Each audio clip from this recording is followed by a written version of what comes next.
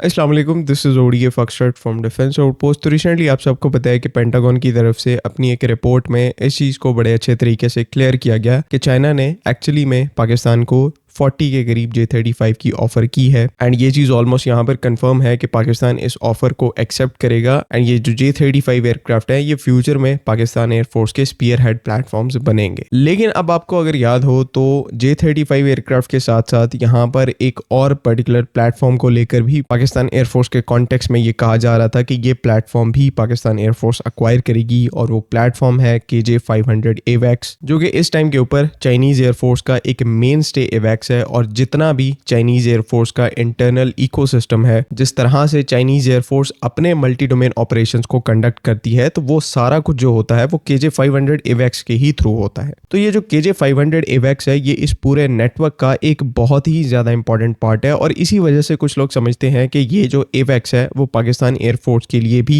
उतना ही जरूरी है जितना कि J-35 एयरक्राफ्ट है। बिकॉज हमेशा से एक अच्छा जो नेक्स्ट जनरेशन या फिर 5th जनरेशन प्लेटफॉर्म होता है वो एक स्टैंड अलोन सिंगल प्लेटफॉर्म नहीं होता, बल्कि उसके साथ एक पूरा नेटवर्क होता है जो कि उसे एक्चुअली में बैटलफील्ड के ऊपर इफेक्टिव बनाता है। तो J-35 के साथ हमें यही कुछ देखने को मिलता है कि ना सिर्फ वो अपने तौर पर प्लेटफॉर्म एक नेक्स्ट जनरेशन है, बल्कि उस एयरक्राफ्ट की जो वेपनरी है, उसकी जो नेटवर्किंग कैपेबिलिटीज है और मल्टी डोमेन ऑपरेशंस को कंडक्ट करने की कैपेबिलिटी है, ये भी यहाँ पर नेक्स्ट जनरेशन की है, पिछली जनरेशन से ज्यादा कैपेबिलिटीज प्रोवाइड करती हैं एंड इसे यहाँ पर एक इफेक्टिव 5th जनरेशन प्लेटफॉर्म बनाती हैं। तो कहीं ना कहीं ये चीज समझाने की कोशिश की जा रही है कि पाकिस्तान एयरफोर्स को KJ-500 जैसा जो AWACS है उसको चाइना से अक्वायर करना चाहिए। लेकिन सीइंग दिस के हमारे पास ऑलरेडी एक साब 2000 एराई जैसा प्लेटफॉर्म एक AWACS अवेलेबल है, क्या यहाँ पर KJ-500 जैसा सिमिलर परफॉर्मेंस का AWACS जो है वो सेंस बनाता है? देखिए, यहाँ पर ऐसा नहीं है कि KJ-500 प्लेटफॉर्म एक अच्छा AWACS नहीं है, बिल्कुल ये अपनी कैटेगरी में एक बहुत ही ज्यादा केपेबल AWACS है और इवन यहाँ पर कुछ मामलों में पाकिस्तान एयरफोर्स का जो साब 2000 एराई है उससे ज्यादा फंक्शनैलिटी भी प्रोवाइड करता है। मिसाल के तौर पर पाकिस्तान एयरफोर्स की फ्लीट में जो साब 2000 एराई AWACS मौजूद है उनकी जो रेडार कवरेज है वो तकरीबन सिर्फ 300 डिग्री तक महदूद है, यानी कि 300 डिग्री की कवरेज प्रोवाइड करता है साब 2000 एराई का रेडार। बिकॉज यहाँ पर एक फिक्स्ड पैनल रेडार है, तो आगे की साइड पे यानी कि फ्रंट और बैक के ऊपर कुछ ब्लाइंड स्पॉट्स मौजूद हैं जो कि आपको यहाँ पर KJ-500 के केस में देखने को नहीं मिलते, बिकॉज वहां पर एक रोटेटेबल रडूम बेस्ड AESA रेडार मिल जाता है जो कि 360 डिग्रीज की कांस्टेंट कवरेज प्रोवाइड करता है। तो आपके पास कोई भी ब्लाइंड स्पॉट्स KJ-500 के केस में नहीं रहते। लेकिन ये फैक्ट यहाँ पर इतना ज्यादा सॉलिड नहीं है कि इसकी बेस पर आप एक नया AWACS ही परचेज कर लें। ऑब्वियसली साब 2000 जो है वो एक बहुत ही ज्यादा केपेबल वेस्टर्न ओरिजिन का AWACS है और कई मामलों में यहाँ पर KJ-500 से बेटर परफॉर्म करता है। फॉर एग्जांपल ग्राउंड क्लटर की बात करें तो यहाँ पर साब 2000 के साथ आपको हाई प्रिसीजन ट्रैकिंग मिल जाती है और साथ ही साथ ऑप्टिमाइज्ड है ग्राउंड क्लटर के लिए, तो लुकडाउन मोड में आप जो है वो ज्यादा बेटर तरीके से देख पाते हैं। उसके बाद इन दो AWACS में जो सबसे कंफ्यूजिंग पॉइंट है वो ये है कि इनकी रेंज तकरीबन यहाँ पर सिमिलर है। KJ-500 की जो डिटेक्शन रेंज है वो ±470 किलोमीटर की है और साब 2000 एराई की जो डिटेक्शन रेंज है वो 450 किलोमीटर की है। यानी कि अगर आप यहाँ पर KJ-500 AWACS को प्रिक्योर करते हैं तो सिर्फ आपको 20 किलोमीटर का यहाँ पर रेंज जंप देखने को मिलेगा, जो कि बिल्कुल भी सफिशिएंट नहीं है। उल्टा यहाँ पर साब 2000 के साथ अच्छे चांसेस हैं कि कल को इसको ER अपग्रेड मिलेगा, यानी कि एक्सटेंडेड रेंज का अपग्रेड मिलेगा हमारे साब 2000 प्लेटफॉर्म्स को, तो ऑब्वियसली वहां पर रेंज इंक्रीज होके 650 से 700 किलोमीटर की हो जाएगी। लेकिन KJ-500 के केस में ऐसा कुछ भी नहीं है। ये चीज यहाँ पर जरूर है कि KJ-500 के साथ आपको जो अप टाइम है वो तकरीबन 12 आवर्स का मिल जाता है, यानी कि इसकी एंड्योरेंस जो है वो 12 आवर्स की है। ऊपर से KJ-500 में एयर टू एयर रिफ्यूलिंग की कैपेबिलिटी भी मौजूद है जो कि साब 2000 के अंदर मौजूद नहीं है और वहां पर आपको जो अप टाइम है वो तकरीबन 10 घंटे का मिलता है। लेकिन ये चीज फिर पाकिस्तान एयरफोर्स इसको कॉम्प्लीमेंट कर सकती है, बिकॉज हमारे पास साब 2000 की एक बहुत बड़ी फ्लीट मौजूद है। तकरीबन 9 से 12 के करीब हमारे पास सिर्फ साब 2000 एराई AWACS मौजूद हैं, जिनसे ये जो एंड्योरेंस वाली शॉर्टकमिंग है इसको हम इजीली काउंटर कर सकते हैं। तो ये सारी चीजें आपको समझाने का मकसद यहाँ पर ये है कि KJ-500 के साथ पाकिस्तान एयरफोर्स को कोई क्लियर एडवांटेज यहाँ पर नहीं मिल रहा। कोई एक केस यहाँ पर मौजूद नहीं है कि जिसकी सूरत में हम यहाँ पर कह सकें कि इस AWACS के आने से, KJ-500 के आने से पाकिस्तान एयरफोर्स की कैपेबिलिटी जो है वो बहुत ज्यादा इंक्रीज होगी ऐसा सिंपली कोई फैक्ट जो है वो एग्जिस्ट नहीं करता।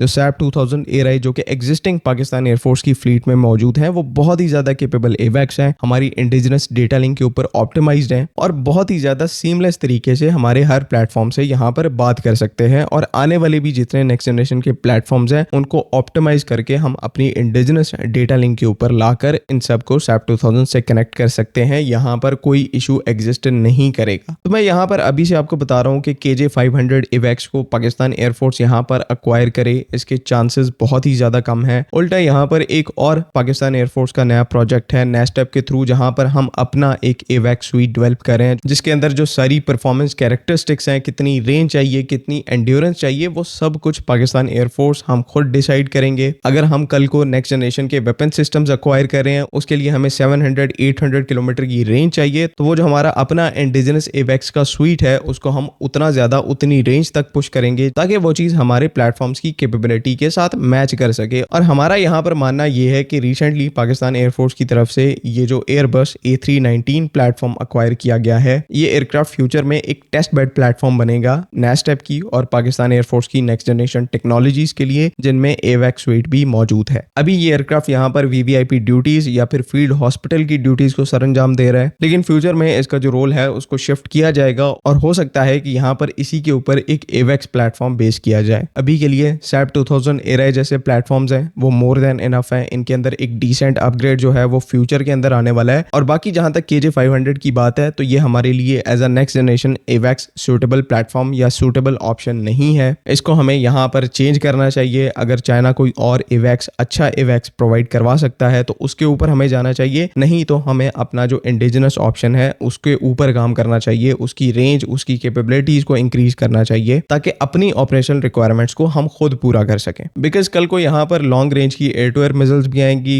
लॉन्ग रेंज के एयर टू एयर वेपन्स भी आएंगे और लॉन्ग रेंज के एयर डिफेंस सिस्टम्स भी आएंगे। तो एवैक्स की जो रेंज है उसको इंक्रीज करना यहाँ पर एक प्राइमरी ऑब्जेक्टिव है एंड अनफॉर्चुनेटली इसी की ऑब्जेक्टिव के साथ जो KJ-500 एवैक्स है वो अच्छे तरीके से नहीं बैठता, तो इसी वजह से वो एक सूटेबल ऑप्शन नहीं है। आई होप कि तमाम तर इन्फॉर्मेशन जो है वो इस वीडियो के अंदर वो क्लियर है। अगर इससे रिलेटेड कोई कंफ्यूजन है तो काइंडली उसको कमेंट्स में जरूर मेंशन करें। बाकी अगली वीडियो तक के लिए अल्लाह हाफिज। पाकिस्तान जिंदाबाद।